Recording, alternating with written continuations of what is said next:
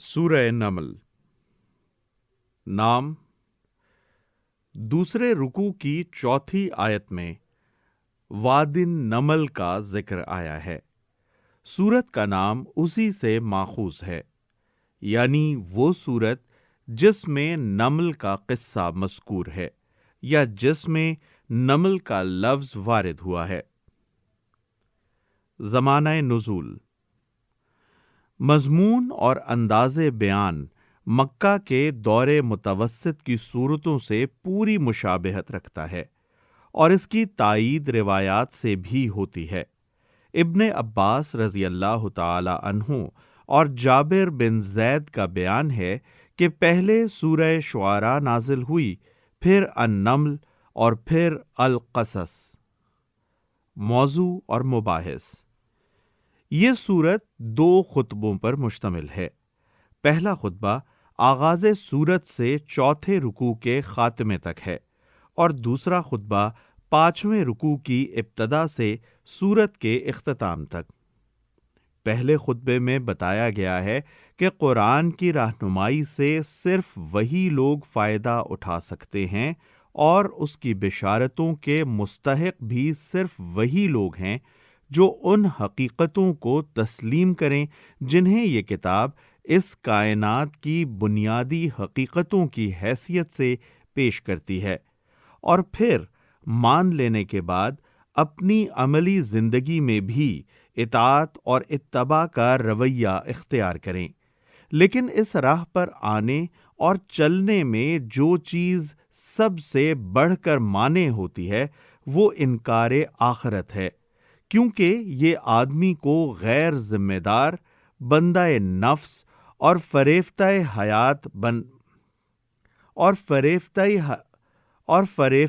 حیات دنیا بنا دیتا ہے، جس کے بعد آدمی کا خدا کے آگے جھکنا اور اپنے نفس کی خواہشات پر اخلاقی پابندیاں برداشت کرنا ممکن نہیں رہتا۔ اس تمہید کے بعد 3 قسم کی سیرتوں کے نمونے پیش کیے گئے ہیں۔ اس تمہید کے بعد 3 قسم کی سیرتوں کے نمونے پیش کیے گئے ہیں۔ ایک نمونہ فرعون اور سرداران قوم سمود اور سرکشان قوم لوط کا ہے، جن کی سیرت فکر آخرت سے بے نیازی اور نتیجتاً نفس کی بندگی سے تعمیر ہوئی تھی۔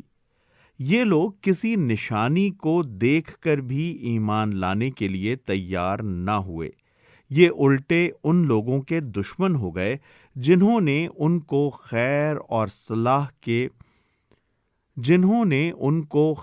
اور اصلاح کی طرف بلایا۔ انہوں نے اپنی ان بدکاریوں پر بھی پورا اصرار کیا جن کا گھناؤنا پن کسی صاحب عقل انسان سے پوشیدہ نہیں ہے۔ انہیں عذاب الہی میں گرفتار ہونے سے ایک لمحہ پہلے تک بھی ہوش نہ آیا۔ دوسرا نمونہ حضرت سلیمان علیہ السلام کا ہے، جن کو خدا نے دولت، حکومت اور شوکت و حشمت سے اس پیمانے پر نوازا تھا کہ کفار مکہ کے سردار اس کا خواب بھی نہ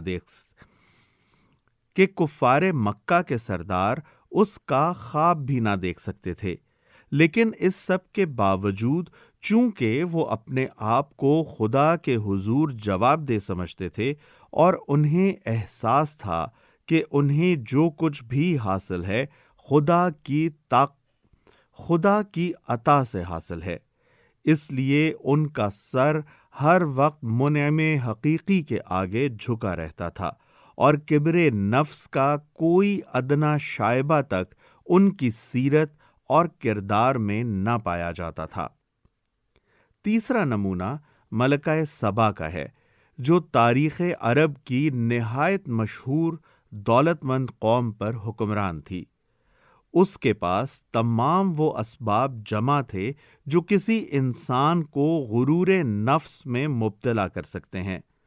جن چیزوں کے بل پر کوئی انسان گھمنڈ کر سکتا ہے وہ سرداران قریش کی بنسبت لاکھوں درجے زیادہ اسے حاصل تھیں۔ پھر وہ ایک مشرک قوم سے تعلق رکھتی تھی۔ تقلید آبائی کی بنا پر بھی اور اپنی قوم میں اپنی سرداری برقرار رکھنے کی خاطر بھی اس کے لیے دین شرک کو چھوڑ کر دین توحید اختیار کرنا اس سے بہت زیادہ مشکل تھا جتنا کسی عام مشرک کے لیے ہو سکتا ہے۔ لیکن جب اس پر حق واضح ہو گیا تو کوئی چیز اسے قبول حق سے نہ روک سکی، کیونکہ اس کی گمراہی محض ایک مشرک ماحول میں آنکھیں کھولنے کی وجہ سے تھی۔ نفس کی بندگی اور خواہشات کی غلامی کا مرض اس پر مسلط نہ تھا۔ خدا کے حضور جواب دہی کے احساس سے اس کا ضمیر فارغ نہ تھا۔ دوسرے خطبے میں سب سے پہلے کائنات کے چند نمایاں ترین مشہور حقائق کی طرف اشارے کر کے کفار مکہ سے پے در پے سوال کیا گیا ہے کہ بتاؤ، یہ حقائق اس شرک کی شہادت دے رہے ہیں جس میں تم مبتلا ہو، یا اس توحید پر گواہ ہیں جس کی دعوت اس قرآن میں تمہیں دی جا رہی ہے؟ اس کے بعد کفار کے اصل مرض پر انگلی رکھ دی گئی ہے، جس چیز نے ان کو اندھا بنا رکھا تھا، جس کی وجہ سے وہ سب کچھ سن کر بھی کچھ نہیں سنتے۔ وہ دراصل آخرت کا انکار ہے۔ اسی چیز نے ان کے لیے زندگی کے کسی مسئلے میں بھی کوئی سنجیدگی باقی نہیں چھوڑی ہے، کیونکہ جب ان کے نزدیک آخر کار سب کچھ مٹی ہو جانا ہے اور حیات دنیا کی اس ساری تگ و دو کا حاصل کچھ بھی نہیں ہے، تو آدمی کے لیے پھر حق اور باطل سب یکساں ہیں۔ اس کے لیے اس سوال میں سرے سے کوئی اہمیت ہی نہیں رہتی کہ اس کا نظام حیات راستی پر قائم ہے یا ناراستی پر۔ لیکن اس بحث سے مقصود یہ نہیں ہے کہ جب یہ لوگ غفلت میں مگن ہیں تو انہیں دعوت دینا بیکار ہے، بلکہ دراصل اس سے مقصود سونے والوں کو جھنجھوڑ کر جگانا ہے۔ اس لیے چھٹے اور ساتویں رکوع میں پے در پے وہ باتیں ارشاد فرمائی گئی ہیں جو لوگوں میں آخرت کا احساس بیدار کریں، اس سے غفلت برتنے کے نتائج پر متنبہ کریں اور انہیں اس کی آمد کا اس طرح یقین دلائیں جس طرح ایک آدمی اپنی آنکھوں دیکھی بات کا اس شخص کو یقین دلاتا ہے جس نے اسے نہیں دیکھا ہے۔ خاتمہ کلام میں قرآن کی اصل دعوت یعنی خدائے واحد کی بندگی کی دعوت نہایت مختصر مگر انتہائی مؤثر انداز میں پیش کر کے لوگوں کو خبردار کیا گیا ہے کہ اسے قبول کرنا تمہارے اپنے لیے نافع اور اسے رد کرنا تمہارے اپنے لیے ہی نقصان دہ ہے۔ اسے ماننے کے لیے اگر خدا کی وہ نشانیاں دیکھنے کا انتظار کرو گے جن کے سامنے آ جانے کے بعد مانے بغیر چارہ نہ رہے گا، تو یاد رکھو کہ وہ فیصلے کا وقت ہوگا، اس وقت ماننے سے کچھ حاصل نہ ہوگا۔ اعوذ باللہ من الشیطان الرجیم، بسم اللہ الرحمن الرحیم، طاسین تلک آیات القرآن وکتاب مبین۔ اللہ کے نام سے جو بے انتہا مہربان اور رحم فرمانے والا ہے۔ یہ آیات ہیں قرآن اور کتاب مبین کی، یعنی اس کتاب کی آیات جو اپنی تعلیمات اور اپنے احکام اور ہدایات کو بالکل واضح طریقے سے بیان کرتی ہے۔ یعنی اس کتاب کی آیات جو اپنی تعلیمات اور اپنے احکام اور ہدایات کو بالکل واضح طریقے سے بیان کرتی ہے۔ ہدی وبشریٰ للمؤمنین، ہدایت اور بشارت ان ایمان لانے والوں کے لیے الذین یقیمون الصلاة ویؤتون الزکاة وهم بالآخرة هم یوقنون، جو نماز قائم کرتے اور زکوٰۃ دیتے ہیں اور پھر وہ ایسے لوگ ہیں جو آخرت پر پورا یقین رکھتے ہیں۔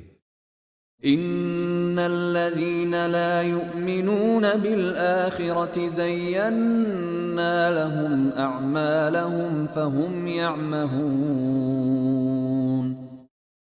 حقیقت یہ ہے کہ جو لوگ آخرت کو نہیں مانتے ان کے لیے ہم نے ان کے کرتوتوں کو خوشنما بنا دیا ہے، اس لیے وہ بھٹکتے پھرتے ہیں۔ اولئک الذین لهم سوء العذاب وهم فی الآخرة هم الاخسرون۔ یہ وہ لوگ ہیں جن کے لیے بری سزا ہے اور آخرت میں یہی سب سے زیادہ خسارے میں رہنے والے ہیں۔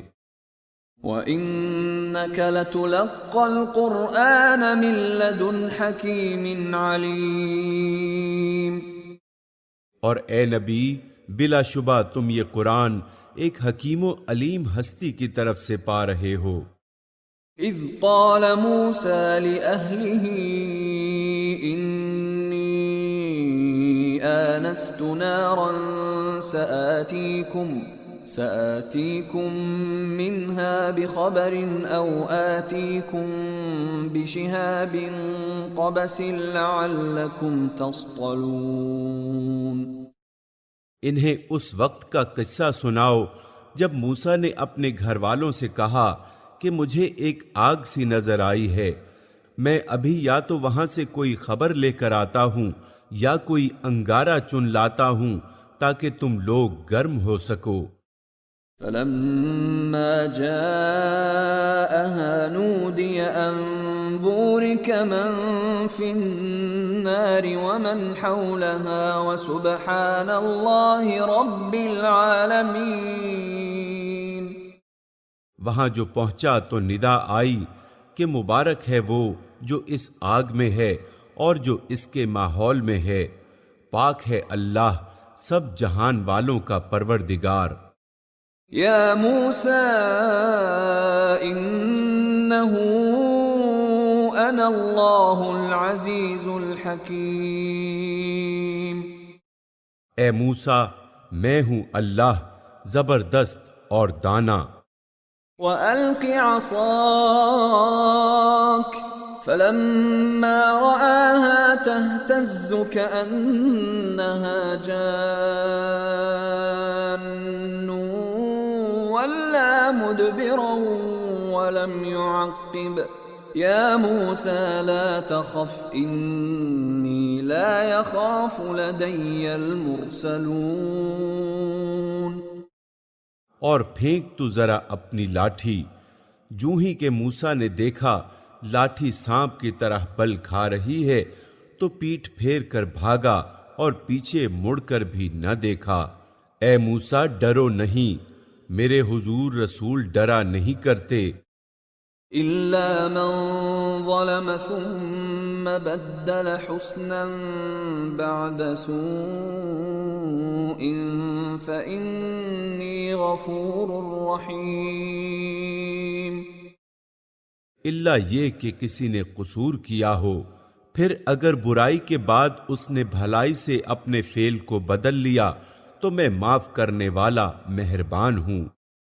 وَأَدْخِلْ يَدَكَ فِي جَيْبِكَ تَخْرُجْ بَيْضَاءَ مِنْ غَيْرِ سُوءٍ فِي 9 آيَاتٍ إِلَى فِرْعَوْنَ وَقَوْمِهِ إِنَّهُمْ كَانُوا قَوْمًا فَاسِقِينَ۔ اور ذرا اپنا ہاتھ اپنے گریبان میں تو ڈالو، چمکتا ہوا نکلے گا بغیر کسی تکلیف کے۔ یہ 2 نشانیاں 9 نشانیوں میں سے ہیں، فرعون اور اس کی قوم کی طرف لے جانے کے لیے۔ وہ بڑے بد کردار لوگ ہیں۔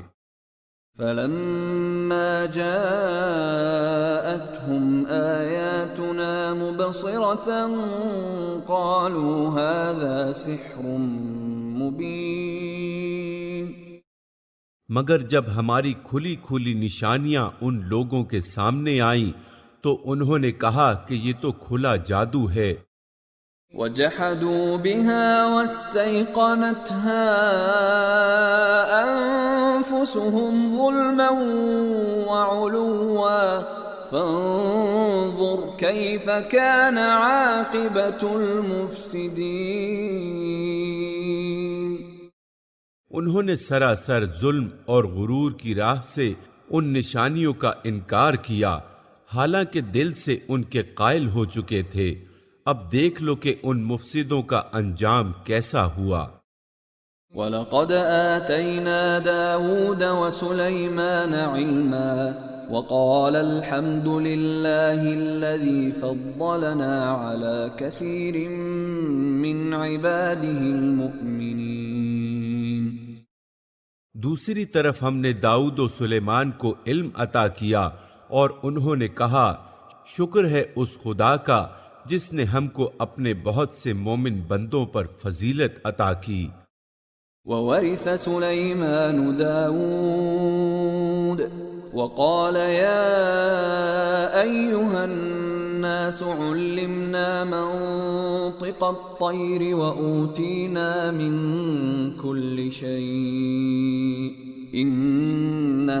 قالت يا أيها الملأ أفتوني في أمري ما كنت قاطعة أمرا حتى تشهدون۔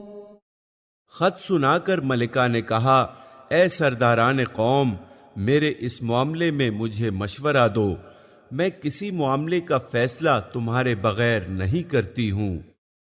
قالوا نحن أولو قوة وأولو بأس شديد والأمر إليك فانظري ماذا تأمرين۔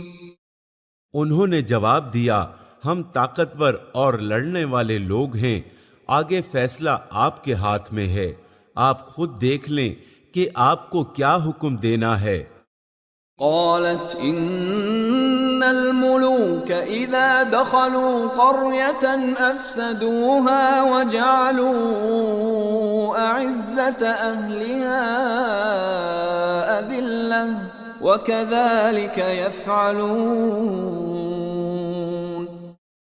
ملکہ نے کہا کہ بادشاہ جب کسی ملک میں گھس آتے ہیں تو اسے خراب اور اس کے عزت والوں کو ذلیل کر دیتے ہیں، یہی کچھ وہ کیا کرتے ہیں۔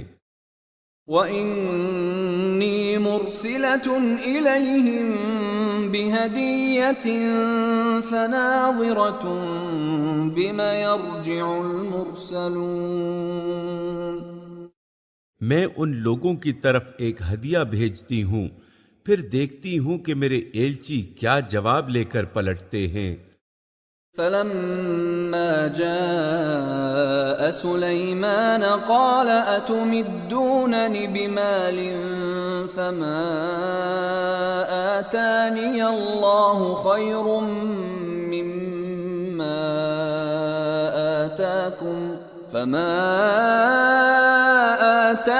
اللَّهُ خَيْرٌ مِّمَّا آتَاكُمْ بَلْ أَنْتُمْ بِهَدِيَّتِكُمْ تَفْرَحُونَ۔ جب وہ ملکہ کا سفیر سلیمان کے پاس پہنچا تو اس نے کہا کیا تم لوگ مال سے میری مدد کرنا چاہتے ہو؟ جو کچھ خدا نے مجھے دے رکھا ہے وہ اس سے بہت زیادہ ہے جو تمہیں دیا ہے، تمہارا ہدیہ تمہیں کو مبارک۔ ارجع إليهم فلنأتينهم بجنود لا قبل لهم بها ولنخرجنهم منها أذلة وهم صاغرون۔ اے سفیر واپس جا اپنے بھیجنے والوں کی طرف، ہم ان پر ایسے لشکر لے آئیں گے جن کا مقابلہ وہ نہ کر سکیں گے، اور ہم انہیں ایسی ذلت کے ساتھ وہاں سے نکالیں گے کہ وہ خوار ہو کر رہ جائیں گے۔ قال يا أيها أيها الملأ أيكم يأتيني بعرشها قبل أن يأتوني مسلمين. سلیمان نے کہا، اے اہل دربار، تم میں سے کون اس کا تخت میرے پاس لاتا ہے قبل اس کے کہ وہ لوگ مطیع ہو کر میرے پاس حاضر ہوں؟ قال عفريت من الجن أنا آتيك به قبل أن تقوم من مقامك وإني عليه لقوي أمين. جنوں میں سے ایک قوی ہیکل نے عرض کیا، میں اسے حاضر کر دوں گا قبل اس کے کہ آپ اپنی جگہ سے اٹھیں، میں اس کی طاقت رکھتا ہوں اور امانت دار ہوں. قال الذي عنده علم من الكتاب أنا آتيك به قبل أن يرتد إليك طرفك فلما رآه مستقرا عنده قال هذا من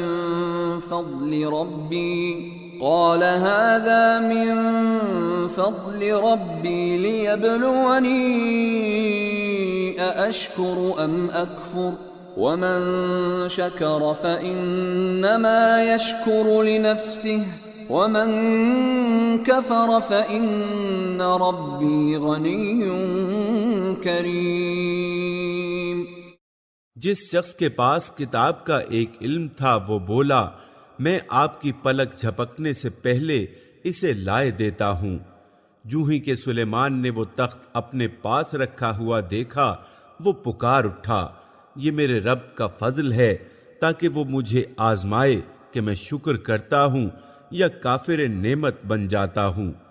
اور جو کوئی شکر کرتا ہے اس کا شکر اس کے اپنے ہی لیے مفید ہے، ورنہ کوئی ناشکری کرے تو میرا رب بے نیاز اور اپنی ذات میں آپ بزرگ ہے. قال نكروا لها عرشها ننظر أتهتدي أم تكون من الذين لا يهتدون. سلیمان نے کہا، اب اس موقع کا ذکر شروع ہوتا ہے جب ملکہ سبا حضرت سلیمان علیہ السلام کی ملاقات کے لیے حاضر ہوئی. انجان طریقے سے اس کا تخت اس کے سامنے رکھ دو، دیکھیں وہ صحیح بات تک پہنچتی ہے یا ان لوگوں میں سے ہے جو راہ راست نہیں پاتے.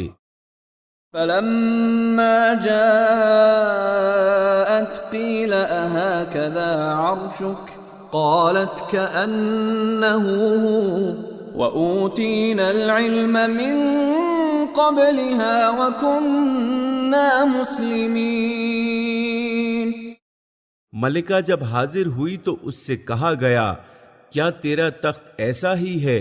وہ کہنے لگی، یہ تو گویا وہی ہے، ہم تو پہلے ہی جان گئے تھے اور ہم نے سر اطاعت جھکا دیا تھا یا ہم مسلم ہو چکے تھے.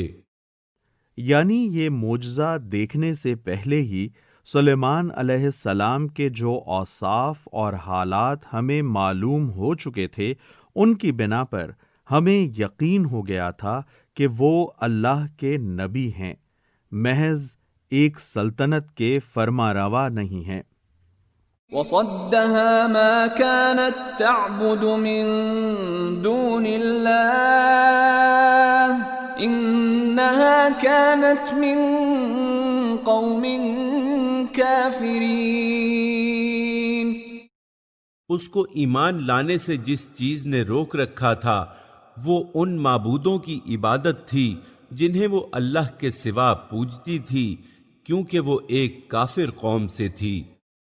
قيل لها ادخل الصرح فلما رأته حسبته لجة وكشفت عن ساقيها قال إنه صرح ممرد من قوارير. قالت رب إني ظلمت نفسي وأسلمت مع سليمان لله رب العالمين. اس سے کہا گیا کہ محل میں داخل ہو۔ اس نے جو دیکھا تو سمجھی پانی کا حوض ہے، اور اترنے کے لیے اس نے اپنے پائچے اٹھا لیے۔ سلیمان نے کہا، یہ شیشے کا چکنا فرش ہے۔ اس پر وہ پکار اٹھی، اے میرے رب، آج تک میں اپنے نفس پر بڑا ظلم کرتی رہی، اور اب میں نے سلیمان کے ساتھ اللہ رب العالمین کی اطاعت قبول کر لی۔ وَلَقَدْ أَرْسَلْنَا إِلَى ثَمُودَ أَخَاهُمْ صَالِحًا أَنِ اعْبُدُوا اللَّهَ فَإِذَا هُمْ فَرِيقَانِ يَخْتَصِمُونَ۔ اور سمود کی طرف ہم نے ان کے بھائی صالح کو یہ پیغام دے کر بھیجا کہ اللہ کی بندگی کرو، تو یکا یک وہ دو متخاصم فریق بن گئے۔ قال يا قوم لم تستعجلون بالسيئة قبل الحسنة لولا تستغفرون الله لعلكم ترحمون۔ صالح نے کہا، اے میری قوم کے لوگو، بھلائی سے پہلے برائی کے لیے کیوں جلدی مچاتے ہو؟ کیوں نہیں اللہ سے مغفرت طلب کرتے، شاید کہ تم پر رحم فرمایا جائے۔ قالوا اطيرنا بك وبمن معك قال طائركم عند الله بل انتم قوم تفتنون۔ انہوں نے کہا، ہم نے تو تم کو اور تمہارے ساتھیوں کو بدشگونی کا نشان پایا ہے۔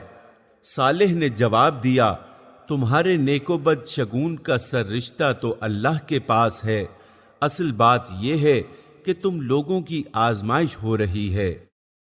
وَكَانَ فِي الْمَدِينَةِ 9 رَهْطٍ يُفْسِدُونَ فِي الْأَرْضِ وَلَا يُصْلِحُونَ۔ اس شہر میں 9 جتھے دار تھے جو ملک میں فساد پھیلاتے اور کوئی اصلاح کا کام نہ کرتے تھے۔ قالوا تقاسموا بالله لنبيتنه وأهله ثم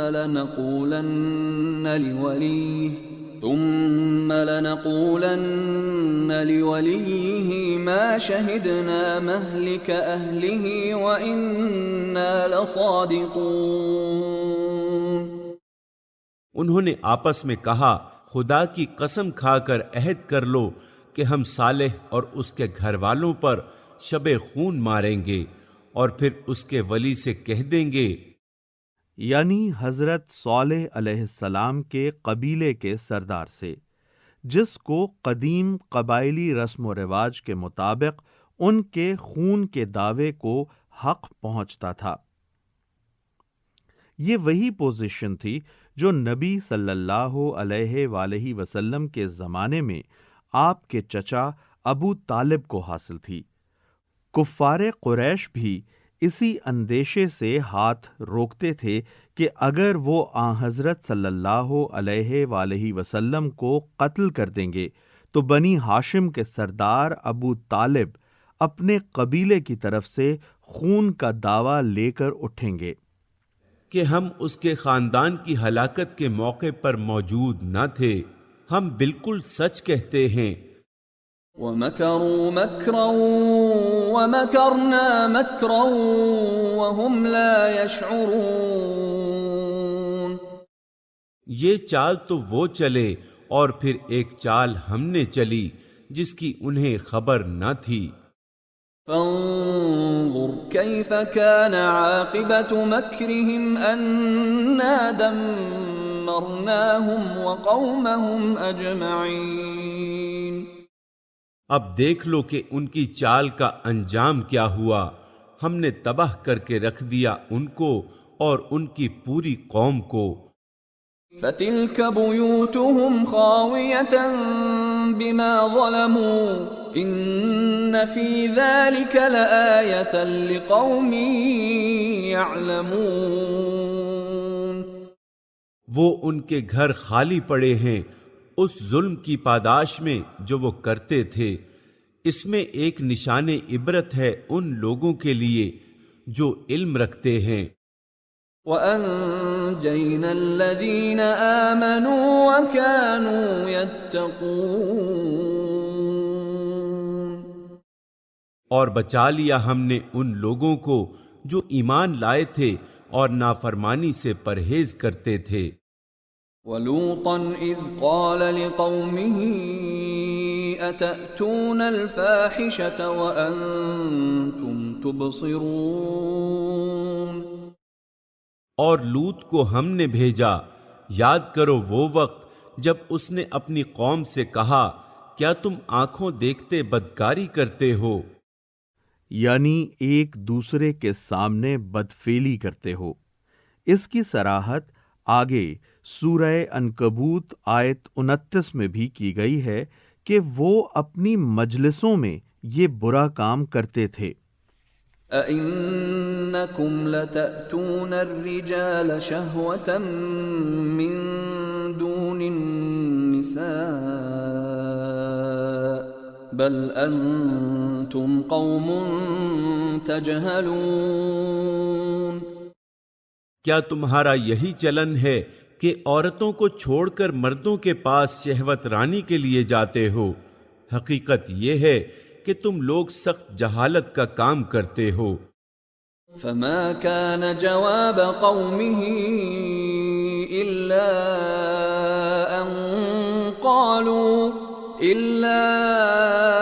أن قالوا أخرجوا آل لوط من قريتكم إنهم أناس يتطهرون، مگر اس کی قوم کا جواب اس کے سوا کچھ نہ تھا کہ انہوں نے کہا نکال دو لوط کے گھر والوں کو اپنی بستی سے، یہ بڑے پاک باز بنتے ہیں۔ فأنجيناه وأهله إلا امرأته قدرناها من الغابرين، آخر کار ہم نے بچا لیا اس کو اور اس کے گھر والوں کو بجز اس کی بیوی کے جس کا پیچھے رہ جانا ہم نے طے کر دیا تھا۔ وَأَمْطَرْنَا عَلَيْهِمْ مَطَرًا فَسَاءَ مَطَرُ الْمُنذَرِينَ، اور برسائی ان لوگوں پر ایک برسات، بہت ہی بری برسات تھی وہ ان لوگوں کے حق میں جو متنبہ کیے جا چکے تھے۔ قُلِ الْحَمْدُ لِلَّهِ وَسَلَامٌ عَلَى عِبَادِهِ الَّذِينَ اصْطَفَى اللَّهُ خَيْرٌ أَمَّا يُشْرِكُونَ، اے نبی کہو حمد ہے اللہ کے لیے اور سلام اس کے ان بندوں پر جنہیں اس نے برگزیدہ کیا، ان سے پوچھو اللہ بہتر ہے یا وہ معبود جنہیں وہ لوگ اس کا شریک بنا رہے ہیں۔ جز 20 بسم اللہ الرحمن الرحیم، اللہ کے نام سے جو بے انتہا مہربان اور رحم فرمانے والا ہے۔ أَمَّنْ خَلَقَ السَّمَاوَاتِ وَالْأَرْضَ وَأَنزَلَ لَكُم مِّنَ السَّمَاءِ مَاءً فَأَنبَتْنَا بِهِ حَدَائِقَ ذَاتَ بَهْجَةٍ مَا كَانَ لَكُمْ أَن تُنبِتُوا شَجَرَهَا أَإِلَٰهٌ مَّعَ اللَّهِ بَلْ هُمْ قَوْمٌ يَعْدِلُونَ، بھلا وہ کون ہے جس نے آسمانوں اور زمین کو پیدا کیا اور تمہارے لیے آسمان سے پانی برسایا، پھر اس کے ذریعے وہ خوشنما باغ اگائے جن کے درختوں کا اگانا تمہارے بس میں نہ تھا؟ کیا اللہ کے ساتھ کوئی دوسرا خدا بھی ان کاموں میں شریک ہے؟ نہیں، بلکہ یہی لوگ راہ راست سے ہٹ کر چلے جا رہے ہیں۔ أَمَّن جعل الأرض قرارا وجعل خلالها أنهارا وجعل لها رواسي وجعل بين البحرين حاجزا أإله مع الله بل أكثرهم لا يعلمون۔ اور وہ کون ہے جس نے زمین کو جائے قرار بنایا اور اس کے اندر دریا رواں کیے اور اس میں پہاڑوں کی میخیں گاڑ دیں اور پانی کے دو ذخیروں کے درمیان پردے حائل کر دیے؟ کیا اللہ کے ساتھ کوئی اور خدا بھی ان کاموں میں شریک ہے؟ نہیں، بلکہ ان میں سے اکثر لوگ نادان ہیں۔ أَمَّن يُجِيبُ الْمُضْطَرَّ إِذَا دَعَاهُ وَيَكْشِفُ السُّوءَ وَيَجْعَلُكُمْ خُلَفَاءَ الْأَرْضِ أَإِلَٰهٌ مَّعَ اللَّهِ قَلِيلًا مَّا تَذَكَّرُونَ۔ کون ہے جو بے قرار کی دعا سنتا ہے جبکہ وہ اسے پکارے، اور کون اس کی تکلیف رفع کرتا ہے؟ اور کون ہے جو تمہیں زمین کا خلیفہ بناتا ہے؟ کیا اللہ کے ساتھ کوئی اور خدا بھی یہ کام کرنے والا ہے؟ تم لوگ کم ہی سوچتے ہو۔ أَمَّن يَهْدِيكُمْ فِي ظُلُمَاتِ الْبَرِّ وَالْبَحْرِ وَمَن يُرْسِلُ الرِّيَاحَ بُشْرًا بَيْنَ يَدَيْ رَحْمَتِهِ أَإِلَٰهٌ مَّعَ اللَّهِ تَعَالَى اللَّهُ عَمَّا يُشْرِكُونَ۔ اور وہ کون ہے جو خشکی اور سمندروں کی تاریکیوں میں تم کو راستہ دکھاتا ہے؟ اور کون اپنی رحمت کے آگے ہواؤں کو خوشخبری لے کر بھیجتا ہے؟ کیا اللہ کے ساتھ کوئی دوسرا خدا بھی یہ کام کرتا ہے؟ بہت بالا و برتر ہے اللہ اس شرک سے جو یہ لوگ کرتے ہیں۔ أَمَّن يَبْدَأُ الْخَلْقَ ثُمَّ يُعِيدُهُ وَمَن يَرْزُقُكُم مِّنَ السَّمَاءِ وَالْأَرْضِ أَإِلَٰهٌ مَّعَ اللَّهِ قُلْ هَاتُوا بُرْهَانَكُمْ إِن كُنتُمْ صَادِقِينَ۔ اور کون ہے جو خلق کی ابتدا کرتا اور پھر اس کا اعادہ کرتا ہے؟ اور کون تم کو آسمان اور زمین سے رزق دیتا ہے؟ کیا اللہ کے ساتھ کوئی اور خدا بھی ان کاموں میں حصے دار ہے؟ کہو کہ لاؤ اپنی دلیل اگر تم سچے ہو۔ قُل لَّا يَعْلَمُ مَن فِي السَّمَاوَاتِ وَالْأَرْضِ الْغَيْبَ إِلَّا اللَّهُ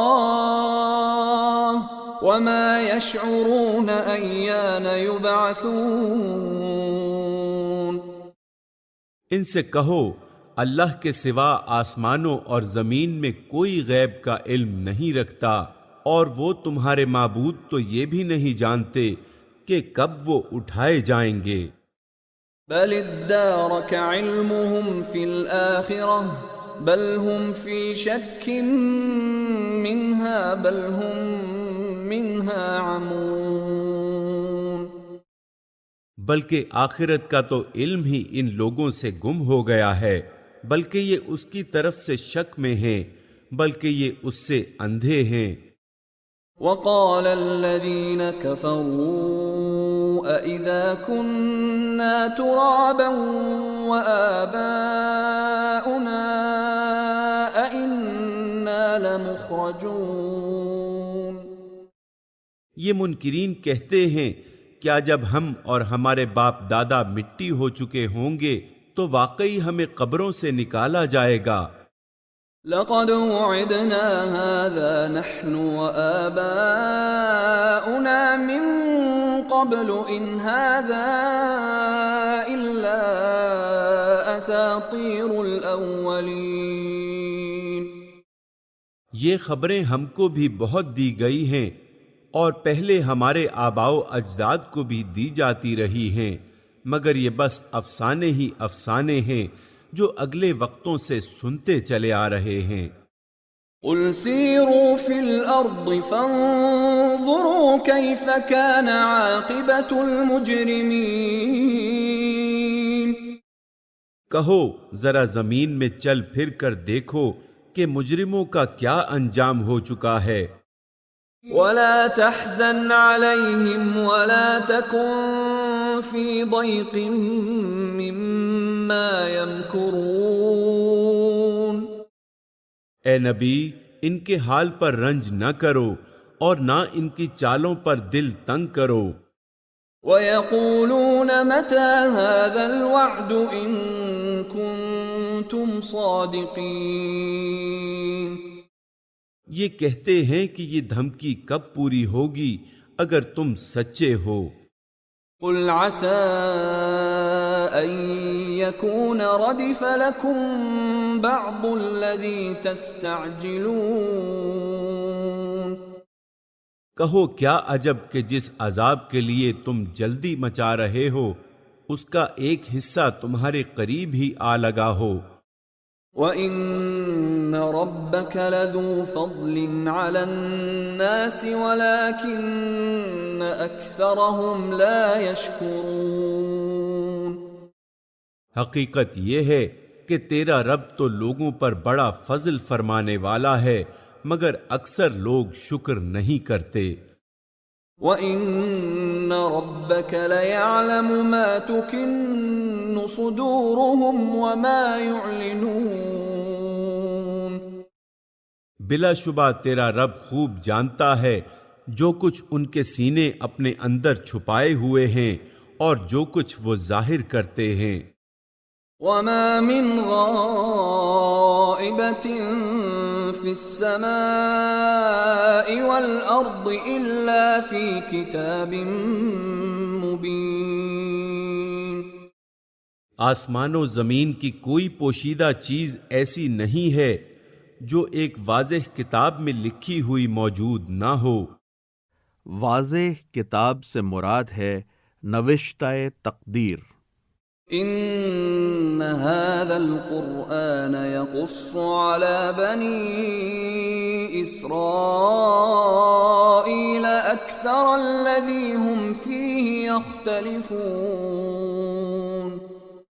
یہ واقعہ ہے کہ یہ قرآن بنی اسرائیل کو اکثر ان باتوں کی حقیقت بتاتا ہے جن میں وہ اختلاف رکھتے ہیں۔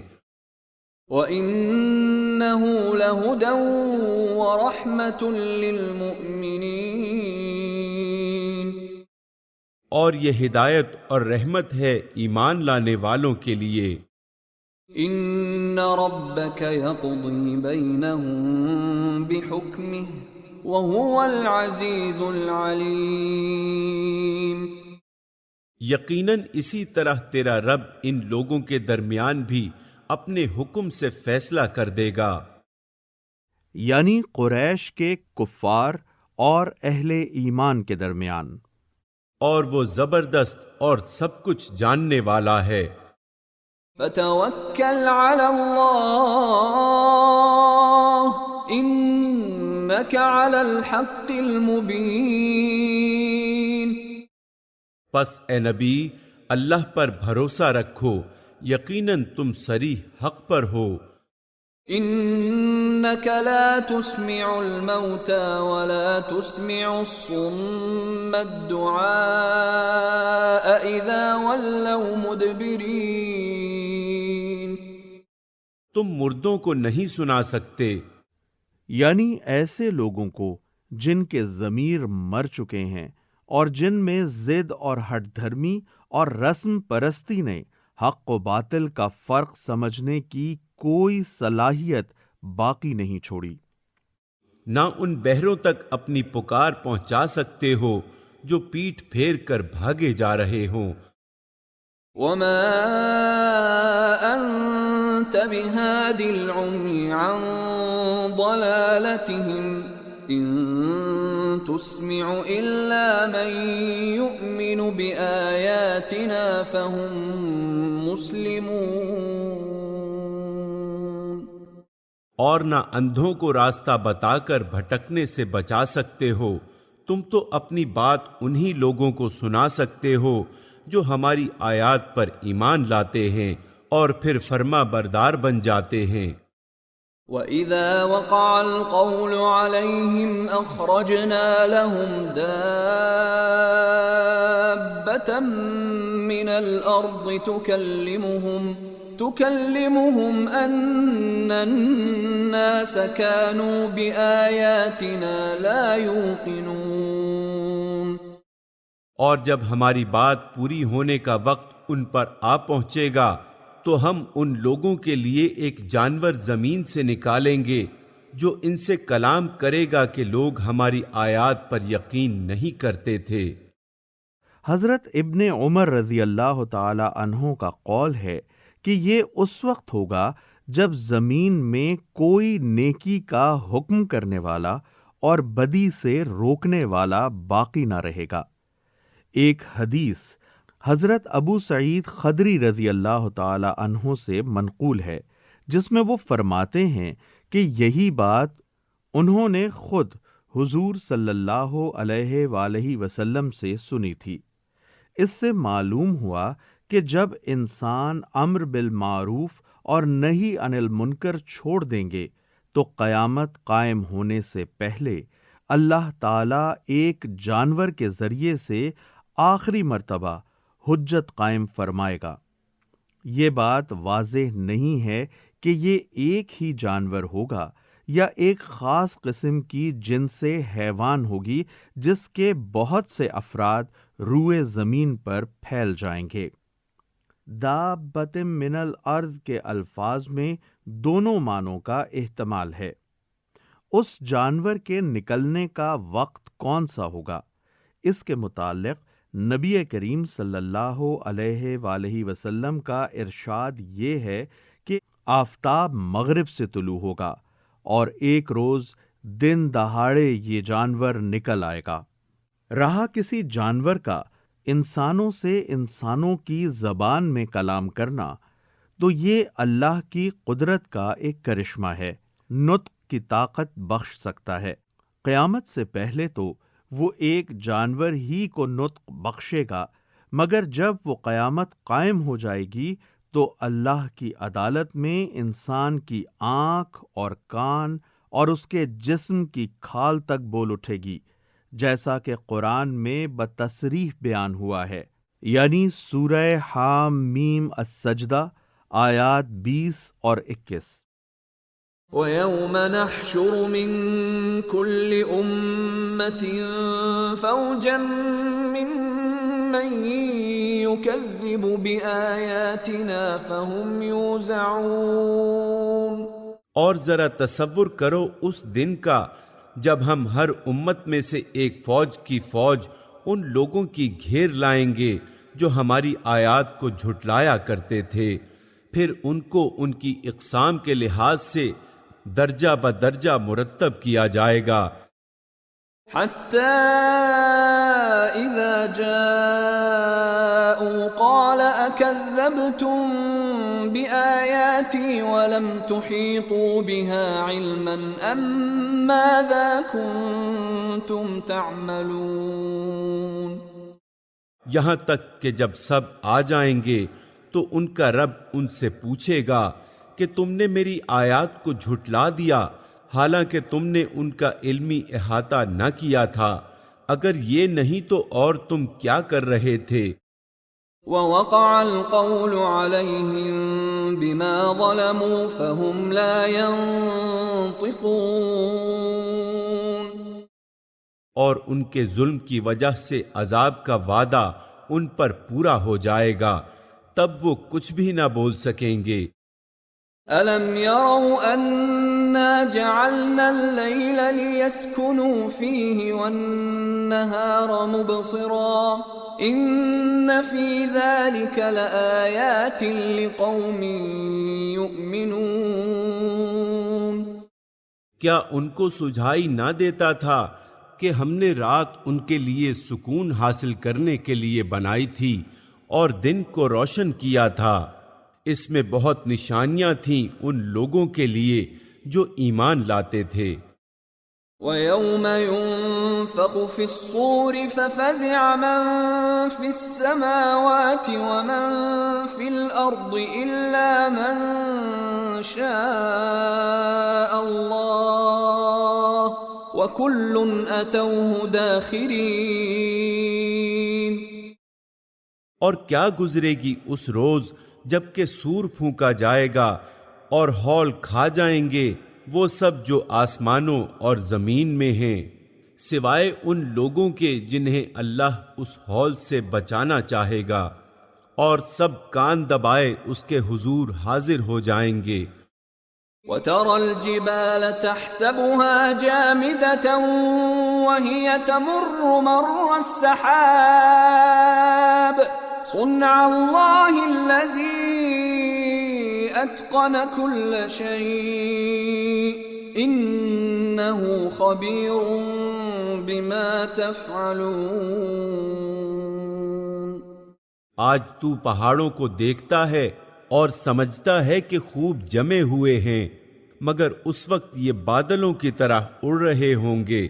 یہ اللہ کی قدرت کا کرشمہ ہوگا جس نے ہر چیز کو حکمت کے ساتھ استوار کیا ہے۔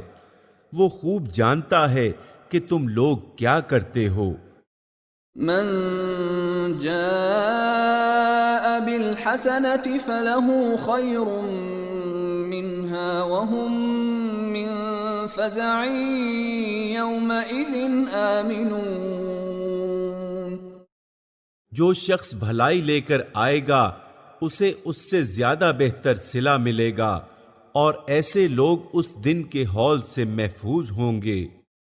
ومن جاء بالسيئة فكبت وجوههم في